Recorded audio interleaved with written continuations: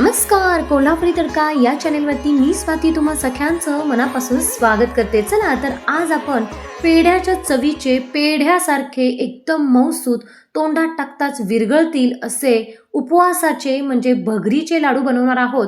अगदी झटपट तयार होणारे 10 मिनिटात तयार होणारे हे भगरीचे लाडू अगदी मऊसूत होणार आहेत आणि मला 100% गॅरंटी आहे की हे लाडू तुम्ही नक्की बनवाल. कारण एकदम सोप्या पद्धतीने मी इथं खूप साऱ्या टिप्स सहित हे लाडू बनवलेले आहेत. तर चला तर असे हे झटपट बनणारे लाडू कसे बनवायचे ते आज या चॅनलवरती पाहणार आहोत. तर या गोड लाडूसाठी एक लाईक तर नक्की करा आणि अशाच ह्या मऊसूत पेढ्यासारख्या लाडूसाठी सुरुवात करूयात. तर इथं बघू शकता मी इथं गॅसवरती एक कढई ठेवलेली आहे. आता या कढईमध्ये आपण एक वाटी इथं वरी घेणार आहोत, म्हणजेच भगर घेणार आहोत. तर ही भगर आपण स्वच्छ पहिल्यांदा पुसून घ्यायची आहे आणि त्यानंतर यातले काही खडे वगैरे असतील तर ते काढून घ्यायचे आणि त्यानंतर आपण लगेचच हे कढईमध्ये टाकून हे छान आता वरी आपण काय करणार आहोत, भाजून घेणार आहोत. तर एकसारखं मंद एकदम गॅस करायचा आहे आणि त्यानंतर एकसारखं ही वरी भाजून घ्यायची आहे.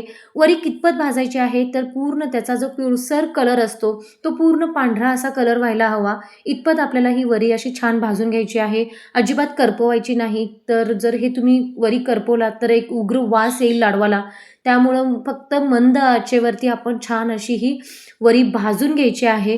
आता इथं बघू शकता वरी छान भाजली गेलेली आहे. तर मी गॅसवरनं काढून एका ताटामध्ये थंड करण्यासाठी काढून घेते.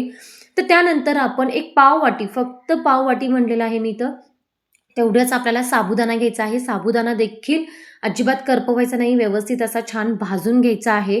तर 1 वाटी वरीसाठी आपण इथं पाववाटी म्हणजे अगदी छोटी पाववाटी आपण इथं साबुदाणा घेतलेला आहे. आता त्यानंतर आपण इथं एक मिक्सरचं भांडं घेणार आहोत. तर इथं साखर आपण बारीक करून घ्यायची आहे. तर फुल्ल 1 वाटी मी इथं साखर घेतलेली आहे आणि 2 ते 3 इथं आपण वेलदोडे घ्यायचे आहेत. हे देखील आपण मिक्सरच्या भांड्यामध्ये टाकून हे बारीक करून घेणार आहोत. तर इथं तुम्ही पिठी साखर वापरली तरी देखील चालू शकते किंवा अशा पद्धतीने बारीक साखर करून घेतली तरी देखील चालू शकते. चला तर इथं मी वेलदोडे आणि साखर बारीक करून घेतलेली आहे. या पद्धतीने अशी बारीक करून घ्यायची आहे. आता त्यानंतर आपण थंड करायला जे काही वरी आणि साबुदाणा ठेवला होता तो सगळं एकजीव करायचा. आता बघू शकता पूर्ण थंड झालेला आहे. आता थंड झाल्यानंतर थोडं मिक्सरच्या भांड्यामध्ये टाकायचं आणि हे जर छान एकदम बारीक असं काय करायचं पीठ बनवून घ्यायचं आहे. तर तुमच्या भांड्यामध्ये म्हणजे मिक्सरच्या भांड्यामध्ये कितपत ह्या वरी मावते तेवढं तुम्ही टाकून ह्याची पीठ बनवून घेऊ शकता. तर बघू शकता अशा पद्धतीने मी छान पीठ बनवून घेतलेलं आहे.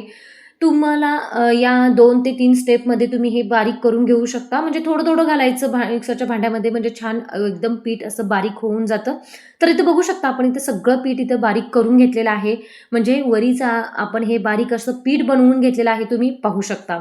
चला तर आता छान हे बारीक करून घेतलेलं आहे. आता आपण गॅसवरती लगेचच एक कढई ठेवायची आहे आणि या कढईमध्ये आपण हे जे पीठ होतं म्हणजे वरीचं पीठ जे बनवून घेतलेलं आहे ते लगेचच कढईमध्ये टाकायचं आणि सर्वप्रथम 1 मिनिटभराकरता फक्त कोरडं हे भाजून घ्यायचं आहे. तर इथं भगर आपण पहिल्यांदा अगोदर भाजलीच होती. त्यानंतर देखील पीठ देखील आपल्याला हे भाजूनच घ्यायचं आहे. त्यामुळे पीठ भाजलं की छान असे लाडू खुसखुशीत बनण्यासाठी मदत होते. तर तूप इथं आपण कितपत घ्यायचं आहे, मी तूप थोडं टाकत आता हे पीठ आपण भाजून घ्यायचं आहे. तर तूप टाकताना आपण इथं एकदम तूप टाकायचं नाही, थोडं करत जसं पीठ भाजत जाईल आपण तसं आपण यामध्ये तूप टाकायचं आहे. तर मी इथं बघू शकता व्हिडिओमध्ये मी दाखवते जसं पीठ भाजत जाईल तसं मी यामध्ये तूप मिक्स केलेलं आहे आणि हे पीठ छान भाजून घेतलेलं आहे. जसं आपण बेसन लाडू करताना जसं त्यामध्ये तूप टाकत राहतो त्या पद्धतीनेच सेम आपण ही प्रोसिजर करायची आहे आणि त्याच पद्धतीने इथं पीठ पण भाजून घ्यायचं आहे. हे मात्र जरूर लक्षात ठेवा. इथं काय होतात हे लाडू अगदी खुसखुशीत बनण्यासाठी मदत होते. आता इथं बघू शकता मी थोडं यामध्ये तूप मिक्स करत मी इथं पूर्ण काय केलेलं आहे हे पीठ भाजून घेतलेलं आहे. तर इथं आपल्याला तूप कितपत लागलेलं आहे तर पाव वाटीपेक्षा थोडंसं जास्त मी इथं तूप वापरलेलं आहे. म्हणजे 1 वाटी वरीसाठी मी इथं पाव वाटीला थोडंसं जास्त इथं तूप वापरलेलं आहे आणि या पद्धतीने असं पीठ हे भाजून घ्यायचं आहे. तर त्याचं जे टेक्स्चर आहे पिठाचं ते अशा पद्धतीनं आलं पाहिजे. इथं मी इथे व्हिडिओमध्ये दाखवते. या पद्धतीनं त्याचं पिठाचं बँडिंग तयार झालं पाहिजे. इथं तुम्ही पाहू शकता. आता पीठ छान भाजलं गेलेलं आहे तुपामध्ये म्हणजे पूर्ण कढईनं तूप सोडलेलं आहे. बघू शकता या स्टेजला काय करायचं यामध्ये आपण जी साखर बारीक करून घेतली होती ती साखर पूर्ण यामध्ये टाकायची आहे आणि एकजीव करून घ्यायचा आहे. जेव्हा तुम्ही यामध्ये साखर टाकता तेव्हा लगेचच हा गॅस बंद करायचा आहे. हे मात्र जरूर लक्षात ठेवा. पीठ छान भाजलं गेलेलं आहे त्यामुळे गॅस चालू ठेवायची काही गरज नाही. लगेचच साखर टाकल्या गॅस पूर्ण बंद करायचा आणि पीठ भाजताना मात्र गॅस हा मंद करूनच म्हणजे लो टू मीडियमवरती ठेवायचा आहे आणि त्यानंतर पीठ भाजून घ्यायचं आहे. आता यात काहीतरी गुठळ्या वगैरे झाल्या असतील तर त्या पूर्ण अशा ह्या तुमच्या चमच्याच्या सहाय्याने पूर्ण फोडून घ्यायच्या. आणि आता हे मिश्रण पूर्ण तयार झालेलं आहे. तर हे मिश्रण मी साखर टाकल्यानंतर गॅस बंद केला होता. पूर्ण एकजीव करून घ्यायचं सगळं मिश्रण आणि त्यानंतर लगेचच एका ताटामध्ये काढून घ्यायचं. थोडंसंच थंड करून घ्यायचं. जास्त एकदम गरम गरम आपल्याला हे काही लाडू वळता येणार नाही. पण लक्षात ठेवा इथे महत्त्वाची टीप एक आहे ती म्हणजे पूर्ण हे लाडू तुम्ही पूर्ण बांधून तयार होईपर्यंत हे मिश्रण गरम असायला हवं. म्हणजे सर्वसाधारणपणे तरी हे कोमटच असायला हवं, त्याशिवाय लाडू वळता येणार नाही.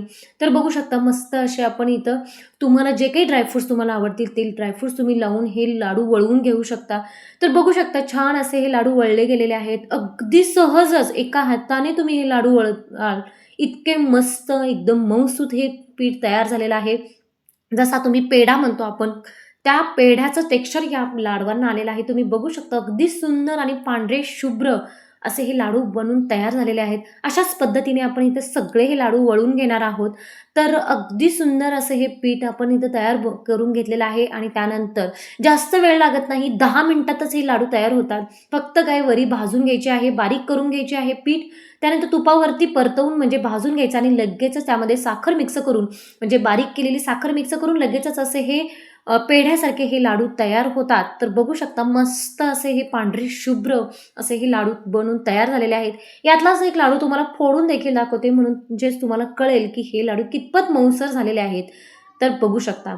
तर तुम्हाला यातली एक महत्त्वाची आणखीन एक टिप्स सांगते. जर ते पीठ जर तुम्हाला भाजल्यानंतर म्हणजे साखर मिक्स केल्यानंतर जर काही तुम्हाला हे असं कोरडं वाटलं तर थोडंसं मिक्सरला फिरवून घ्या. म्हणजे लगेचच काय होईल त्याचं एक बँडिंग छान येईल आणि तुम्हाला लाडू वळायला देखील अजिबात दमणार नाही. म्हणजे व्यवस्थित लाडू वळले जातील. तर बघू शकता मी इथं लाडू फोडून दाखवलेला आहे. अगदी पेढ्यासारखा असा मऊसूत असा हा लाडू बनून तयार झालेला आहे. या एकादशीला असा हा लाडू म्हणजे वरईचा लाडू हा तुम्ही वरीचा लाडू तुम्ही नक्की बनवा. म्हणजे भगरीचा लाडू आणि कमेंट करून सांगायला मात्र विसरू नका. आणि आपल्या कोल्हापूर तडका चॅनलला नक्की सबस्क्राईब करा. म्हणजे अशा वेगवेगळ्या रेसिपींचा तुम्हाला आस्वाद घेता येईल आणि असेच तुम्ही हे पदार्थ कसे वाटले नक्की सांगा.